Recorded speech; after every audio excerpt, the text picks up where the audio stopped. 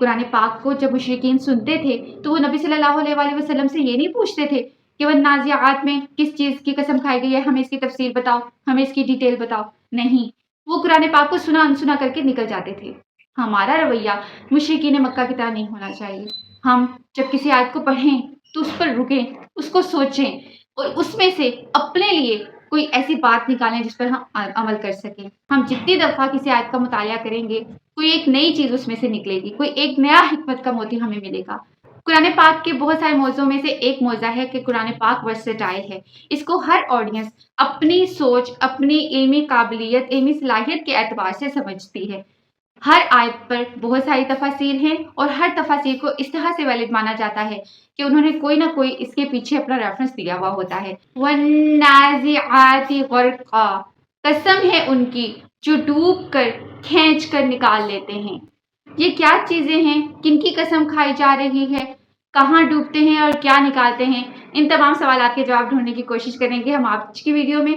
सूरह नाज़ियात आयत नंबर 1। वाव के ऊपर जबर और इसके बाद आने वाले इसम के नीचे जेर हो तो इसका मतलब होता है कसम। वन्नाज़िआति कसम है, नज़ा का मतलब होता है खींच कर निकालना पूरी कुव्वत, पूरी ताकत से, और उसके आखिर में जो अलिफ और ता आया है इसका मतलब है जमा मुअन्नस, यानी कि ये कोई मुअन्नस चीज़ है जो पूरी ताकत से खींच कर निकाल लेती है, उसकी कसम खाई गई है। गर्का का मतलब होता है डूब कर। हम अपनी उर्दू में भी इस्तेमाल करते हैं ना कि बेड़ा गर्क हो, यानी तुम्हारे काम सारे खराब हो जाएं, तो ये यहाँ से हम याद रख सकते हैं गर्का, डाइव इन, डूबना। कसम है उसकी जो डूब कर खींच कर निकाल लेती है। वन्नाज़िआति नज़आ के बारे में हम कुछ तफासीर का आज मुतालिया करेंगे। सबसे पहले हम इब्ने अब्बास रज़ियल्लाहु ताला अन्हु का मौक़िफ़ जानेंगे, जो सबसे ज़्यादा राइज है और अक्सरियत इसको मानती है।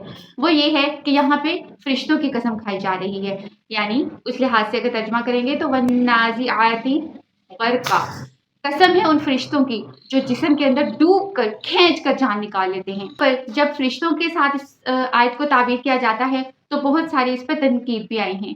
जैसे सबसे पहला सवाल खड़ा हो जाता है, जो मुशरिकीन मक्का थे वो फरिश्तों को अल्लाह ताला की बेटियां कहते थे और अल्लाह ताला ने कुरान पाक में इसकी बहुत ज़्यादा तनकीद की है और इसको रद्द किया है, यानी फरिश्ते अल्लाह ताला की बेटियां नहीं। तो जहाँ जहाँ कुरान पाक में फरिश्तों का जिक्र आया है तो वो जमा मुअन्नस नहीं आया बल्कि मुज़क्कर के तौर पर आया है, मुनज़लीन, मुसव्विबीन वगैरह। यहाँ पर वन्नाज़िआत में तो जमा मुअन्नस है तो ये फरिश्ते नहीं हो सकते। हसन बसरी रहमतुल्लाह अलैहि की राय ये है कि ये सितारे हैं, यानी वन्नाज़िआति ग़र्क़ा, कसम है उन सितारों की जो आसमानों से खींच कर नीचे निकाल लिए जाते हैं, यानी जो रात को सितारे टूट के गिरते हैं उस मंजर की ये तस्वीर कशी की गई है। तीसरी जो राय है वो ये है कि ये हवा है, तेज हवाएं, तूफानी हवाएं।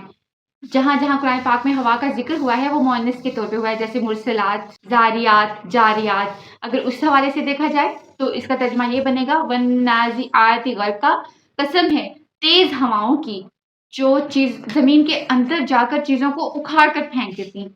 जैसे कि जब तूफानी हवाएं चलती हैं तो दरख्तों को जड़ों से उखाड़ कर फेंक देती हैं, जो घर हैं उनकी छतें उड़ जाती हैं। अल्लाह ताला हमें कुरान पाक के हिकमत के मोती चुनने की तौफीक अता फरमाए। अल्लाह ताला हमें कुरान पाक पर अमल करने की तौफीक अता फरमाए।